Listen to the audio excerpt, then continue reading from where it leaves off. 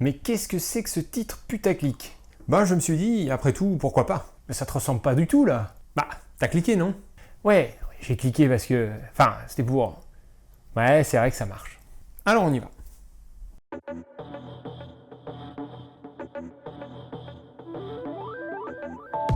Inflation is just like alcoholism. In both cases, when you start drinking or when you start printing too much money, the good effects come first. The bad effects only come later. That's why, in both cases, there's a strong temptation to overdo it, to drink too much and to print too much money. When it comes to the cure, it's the other way around. When you stop drinking or when you stop printing money, the bad effects come first and the good effects only come later.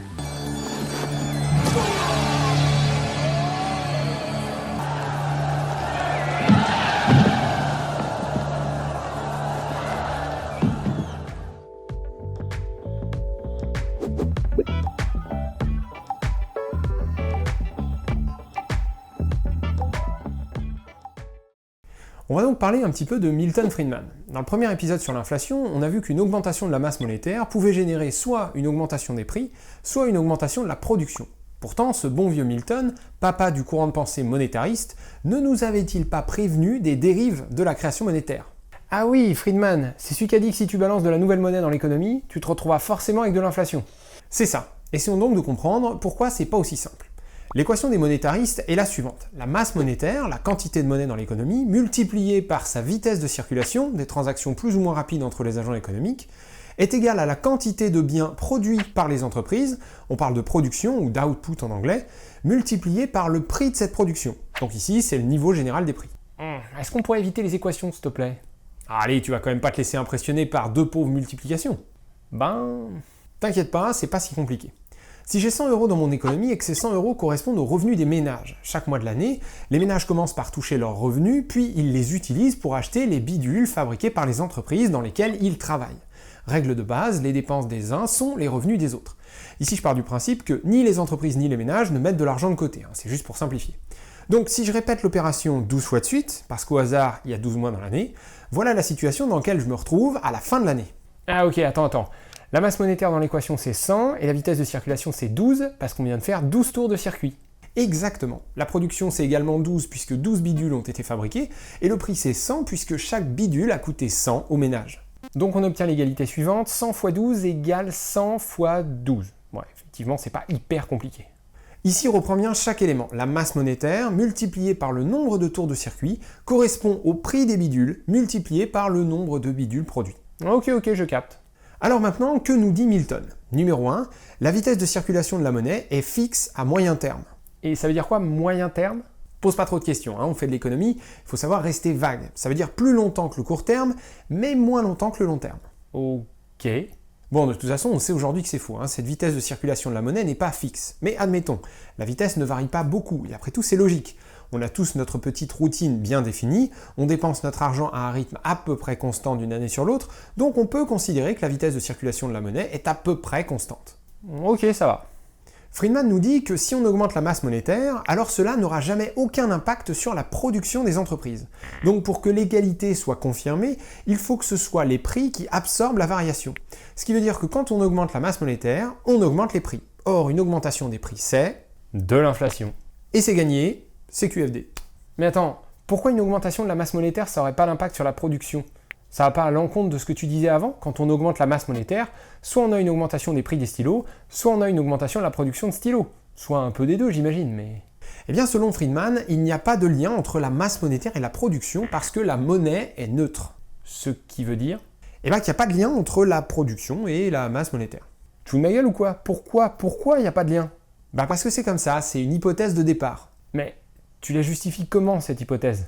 Eh bien, comme tous les agents économiques, toi, moi, n'importe quel patron de grande entreprise ou de PME, sommes des agents rationnels et au courant de tout, nous avons constamment le nez rivé sur la quantité de monnaie disponible dans l'économie, et également sur tout un tas d'autres indicateurs économiques et financiers disponibles. Ainsi, si quelqu'un, au hasard l'État, essayait d'augmenter la masse monétaire sans qu'il n'y ait immédiatement de contrepartie du côté de la production, alors nous le verrions immédiatement et sans plus attendre, nous mettrions en place une augmentation des prix pour que l'égalité reste vraie. De quoi? C'est complètement bidon comme explication. Je saurais même pas où regarder pour savoir quelle est la quantité de monnaie dans l'économie, ni même pour connaître le niveau de la production, et je suis complètement sûr que mon boss en sait rien non plus. Et je peux t'affirmer que mes anciens boss n'en savaient rien non plus. C'est le problème de nombreuses théories économiques en fait. Derrière les maths se cachent de grosses simplifications qui sont à la base des désaccords entre économistes. L'idée de Friedman était avant tout politique. Il voulait une théorie économique qui lui permettait de montrer que le gouvernement ne devait pas faire tourner la planche à billets, et qu'il fallait laisser l'économie se débrouiller toute seule. Mais si son équation était toujours vraie, alors la planche à billets n'aurait pas pu financer la Seconde Guerre mondiale. Les gouvernements en guerre auraient simplement créé de l'inflation, et jamais aucun char, bombardier ou mitrailleuse ne serait sorti des usines.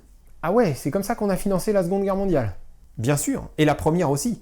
Mais je vais prendre un autre exemple. Voici un graphique qui te montre l'évolution en base 100 de l'agrégat monétaire M3 en zone euro. Alors peu importe ce que M3 veut dire, disons simplement qu'il s'agit d'une mesure qui nous permet de montrer la quantité de monnaie en zone euro. Ici on voit bien que cette quantité de monnaie, elle a augmenté entre 1999 et aujourd'hui. Ouais, plus 140%. Ok, maintenant voici une courbe qui te montre toujours en base 100 l'évolution de l'inflation en zone euro. Et là, inflation plus 35%. Alors, si l'équation de Friedman était vraie, comment expliquer que la masse monétaire augmente de 140% alors que l'augmentation du niveau général des prix n'est que de 35%? Normalement, toute augmentation de la masse monétaire devrait se répercuter dans les prix. Ah bah ouais, c'est impossible. Friedman à la poubelle, putain, c'est évident. Eh ben non, pas si vite. Friedman disait qu'une augmentation de la masse monétaire ne pouvait pas produire autre chose que de l'inflation. Mais on pourrait sauver son raisonnement en disant qu'une augmentation de la production peut déboucher sur une augmentation de la masse monétaire. De quoi ? Quand une entreprise veut faire construire une usine pour produire plus de bidules, elle peut choisir de s'endetter auprès d'une banque, ce qui, puisque les banques créent la monnaie, produit une augmentation de la masse monétaire. Mais ici, c'est parce que l'entreprise veut augmenter la production que la monnaie est créée pour la financer. Et donc, la production augmente en même temps que la masse monétaire, et il n'y a pas d'inflation. Si l'État s'en mêlait, l'augmentation de la masse monétaire correspondrait non pas à une augmentation de la production, mais à une augmentation des revenus de la population, par le biais d'aides sociales par exemple. Ici, pas d'augmentation de la production, donc inflation. Ah ouais, bâtard, en fait on retombe sur nos pieds là. Sauf qu'en fait, non. Même quand la création monétaire s'adresse aux entreprises par le biais du crédit bancaire, la nouvelle usine ne va pas être construite tout de suite. Elle ne produira de nouveaux bidules que dans 6 mois, peut-être 1 an. Donc finalement, la masse monétaire n'augmente pas en même temps que la production, elle augmente toujours avant la production. Et donc si les agents économiques étaient rationnels, ils verraient simplement la masse monétaire augmenter sans aucune contrepartie en termes de production. Et donc ils devraient augmenter les prix. Autrement dit, même en partant du principe qu'il y aurait une majorité de création monétaire dirigée vers le financement de la production des entreprises, ce qui n'est pas le cas, la théorie des agents économiques rationnels devrait quand même provoquer de l'inflation. Ok, allez hop, Milton, repoubelle. Et puis côté dépenses publiques, on n'est pas obligé de parler d'aide sociale. On pourrait très bien avoir un gouvernement qui a accès à la création monétaire pour financer des projets de construction d'écoles, d'hôpitaux ou de voies de chemin de fer. Ici on parle bien de production, de création de quelque chose de concret. Donc même en adhérant à la théorie de Milton, la création monétaire par l'État peut ne pas être inflationniste tant que celle-ci est utilisée pour financer la production de richesses. Mais alors attends une seconde, du coup je suis paumé là, l'inflation elle arrive quand? Qu'est-ce qui la provoque concrètement? Eh ben, c'est compliqué. Et je dois encore sortir l'épisode 2 sur l'inflation pour compléter tout ça. Mais ce qui est sûr, c'est que la création monétaire n'est pas nécessairement synonyme d'inflation. La planche à billets peut créer de l'inflation, mais elle peut aussi provoquer une augmentation de la production, donc de la croissance. Mais alors, il n'y a pas moyen de dire quand on utilise la planche à billets comme ça, bim, inflation. Par contre, quand on l'utilise comme ça, bim, augmentation de la production. Ah, là tu touches du doigt le vrai problème. Est-ce qu'il vaut mieux utiliser la création monétaire pour faire augmenter les revenus des agents économiques, financement de la demande, ou bien faut-il plutôt financer la production de richesse? Intuitivement, du coup, on a envie de dire que vaut mieux toujours financer directement la production de richesse, non? Exact. Mais si tu regardes comment la planche à billets fonctionne à l'heure actuelle, on est loin du tout pour la production. Prenons quelques exemples. Aujourd'hui, les banques commerciales utilisent la planche à billets pour financer des achats immobiliers. Ici, à moins de parler du marché du neuf, il ne s'agit pas de faire construire quoi que ce soit, donc on ne finance pas la production, on finance la demande. Autre exemple, une entreprise qui s'endette auprès de sa banque pour racheter ses actions sur les marchés financiers. Encore une fois, il s'agit de création monétaire qui finance non pas une production de quoi que ce soit, mais bien un revenu, celui des actionnaires. Encore une utilisation de la planche à billets qui finance la demande. Et je pourrais te citer des tas d'autres exemples. Tous les crédits à la consommation et tous les prêts aux financiers qui n'interviennent pas directement sur le marché primaire, c'est-à-dire la majorité d'entre eux, représentent une utilisation de la création monétaire qui ne finance pas la production, mais bien la demande. En réalité, à l'heure actuelle, la grande majorité de la création monétaire sert à financer la demande. Or, malgré cela, on voit bien que la hausse des prix est beaucoup plus faible que la hausse de la masse monétaire. Donc financer la demande devrait permettre de financer la production plus que l'inflation. Ah ouais, en fait financer la demande, c'est pas le monopole de l'État. Les banques le font aussi, putain. J'avais jamais fait gaffe à ça. Mais il y a un dernier problème. En plus de ces histoires d'augmentation des prix et d'augmentation de la production, la création monétaire peut avoir un autre effet qui n'est clairement pas mis en évidence par l'équation des monétaristes. Ah. Si je reprends mon graphe de tout à l'heure et que j'y ajoute l'évolution de la production qui se matérialise par le biais du PIB réel, on voit bien qu'il y a un souci. Le PIB réel de la zone euro a progressé de 25% depuis 1999. Du coup, 140% de monnaie en plus, 35% d'inflation et 25% de croissance. Oh putain, où sont passés les 80% restants? La réponse, c'est la spéculation. L'échange de titres financiers et de biens immobiliers d'occasion mobilise une part toujours plus importante de la masse monétaire. Cette monnaie qui circule dans les bulles immobilières et financières est hors sol, parce que les spéculateurs s'échangent des choses qui existent déjà et qu'on n'a pas besoin de produire. Mais attends, la spéculation, elle est inclue dans l'équation de Friedman, non? On parle bien de hausse des prix, donc c'est de l'inflation. Non, dans l'équation, les prix correspondent aux nouveaux bidules qui sont mis en circulation juste après leur fabrication par les entreprises.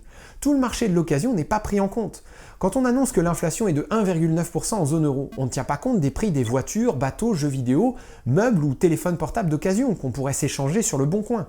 Ce qui ne pose pas vraiment problème puisque tous ces objets perdent de la valeur au fur et à mesure qu'ils vieillissent. Donc a priori, ils ne monopolisent pas trop de ressources monétaires. Mais du coup, qu'en est-il des biens d'occasion qui ne rentrent pas dans la catégorie « je perds de la valeur quand je vieillis » ? Les produits financiers, les biens immobiliers et les œuvres d'art. Eux non plus ne font pas partie du calcul de l'inflation. Par contre, vu que leur prix augmente, ils peuvent monopoliser une part importante de la masse monétaire. Exactement. Et du coup, c'est un problème ? Oui, parce que l'augmentation de la masse monétaire est associée à de la dette. Dette qui, parce qu'elle n'est pas utilisée à des fins de création de richesse qui augmenteraient les revenus de la population, mais à des fins spéculatives, se transforme petit à petit en un fardeau insupportable. Quand seule la nouvelle dette permet de rembourser l'ancienne, alors le moindre refus de s'endetter de la part des agents économiques démarre une réaction en chaîne qui provoque une crise. On a déjà expliqué tout ça dans la série sur les subprimes. Donc en fait, faut mettre l'équation de Friedman à la poubelle. Eh bien disons qu'on pourrait la modifier de cette manière-là. Ici, en plus de l'inflation ou de l'augmentation de la production, la nouvelle masse monétaire peut également provoquer une augmentation des prix des actifs d'occasion, ce que j'ai appelé l'ancienne production.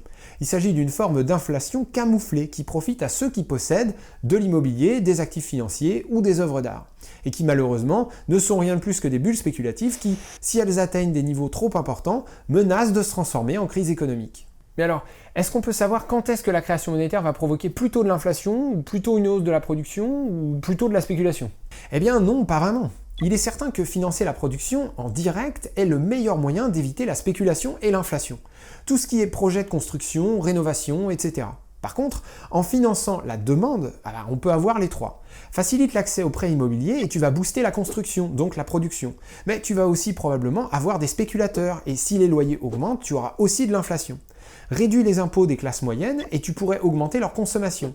Si cette augmentation est raisonnable, les entreprises ont de grandes chances de percevoir ça comme un signe positif qui les poussera à augmenter la production. Si en revanche cette augmentation de la consommation est trop importante, les entreprises pourraient réagir en augmentant leurs prix. Enfin, plus de revenus pour les classes moyennes pourrait aussi signifier plus d'épargne placée sur les marchés financiers, donc plus de spéculation. Donc tu es en train de me dire qu'on n'en sait rien, quoi. À chaque fois qu'on crée de la monnaie, c'est on verra. Je suis en train de te dire que la méthode la plus sûre, c'est clairement le financement de la production. Ou alors le financement de la demande de la partie de la population qui n'épargnera pas et qui consommera des biens et des services dont on sait qu'on sera capable de les produire sans que les entreprises ne se sentent débordées par l'augmentation de la demande. Eh ben, bon courage. Alors résumons un petit peu tout ça. Il y a 4 trucs à retenir. Numéro 1, l'équation de Friedman est juste, mais on ne peut pas en déduire que l'augmentation de la masse monétaire ne peut que provoquer de l'inflation. Non seulement cette affirmation va à l'encontre de ce que l'on constate, mais en plus, même en essayant de se rattraper aux branches avec ces histoires d'agents économiques rationnels, on n'arrive pas à sauver le raisonnement. La création monétaire, intervenant toujours avant une éventuelle production de richesse, les agents économiques devraient toujours ajuster les prix à la hausse. Sauf que ce n'est pas ce qu'on constate. Donc la création monétaire peut provoquer de l'inflation, mais pas que. Et les agents économiques ne sont pas rationnels. Numéro 2, l'idée d'utiliser l'équation de Friedman pour justifier du fait que l'État ne devrait pas avoir accès à la création monétaire est tout aussi infondé. Le seul raisonnement défendable selon la théorie monétariste serait de dire que, comme les banques financent toujours la production, elles ne provoquent pas d'inflation, tandis que comme l'État finance toujours la demande, il provoque toujours de l'inflation. Or, avec leur planche à billets électronique, les banques financent majoritairement la demande et pas la production. Quant à l'État, il est évident que toutes ces dépenses ne concernent pas des aides sociales. Il lui arrive régulièrement de financer des projets de construction utiles, voire même nécessaires, donc de financer une production réelle. Numéro 3, l'équation de Friedman ne tient pas compte de la spéculation. La masse monétaire utilisée pour faire augmenter les prix des actifs immobiliers et financiers n'est pas prise en compte. On pourrait penser que les bulles spéculatives participent à l'inflation, mais ce n'est pas le cas, car les biens d'occasion sont exclus du calcul. On pourrait alors réécrire l'équation de Friedman de la manière suivante pour tenir compte de ces bulles spéculatives. Et attention, ici je précise, c'est moi qui réécris cette équation comme ça, parce que je trouve que ça permet de mieux rendre compte de ce qui se passe, mais c'est absolument pas une formulation officielle. Enfin, numéro 4, depuis la mise en place de l'euro, et plus généralement depuis le début de la financiarisation de l'économie, la fameuse époque Thatcher-Reagan, plus que l'inflation ou que la production économique, la création monétaire a surtout financé la spéculation. Si la planche à billets publique a été accusée d'être inflationniste, ce qui a mené à un retrait du pouvoir de création monétaire aux États membres de la zone euro, force est de constater que la planche à billets privée a été essentiellement spéculative. Ce qui pose donc la question suivante, qui devrait être en charge de cette foutue planche à billets? Qui devrait définir ce que l'on a le droit de faire avec? Et comment peut-on contrôler que son usage est conforme à ce qu'on a décidé d'en faire? Merci à tous d'avoir regardé cet épisode qui vient faire encore un petit break avant l'épique conclusion sur la série sur la crise de l'euro. Désolé pour le titre un petit peu putaclic, pour une fois que j'avais l'occasion d'en faire un. On va bien voir si ça marche en termes de vues. Sinon, comme d'habitude, n'oubliez pas de liker, commenter, partager, abonnez-vous. Un gros bisou à tous les tipeurs. J'ai encore plein d'épisodes en tête et c'est grâce à vous que je peux continuer, donc vraiment un grand merci. Les t-shirts de l'épisode envoyés par Tostadora sont en description si ça vous intéresse. Sur ce, portez-vous bien et à bientôt pour un prochain épisode.